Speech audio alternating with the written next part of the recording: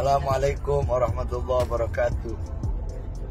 Pada hari ini, hari Sabtu, tanggal 16, Alhamdulillah Al-Fakir, Bahar bin Ali bin Smith telah bebas dari lapas Pondok Rajak berkat rahmat Allah Subhanahu wa Ta'ala yang Maha Kuasa dan atas doa para ulama, khususnya para habaib, para kiai, dan khususnya para umat Islam.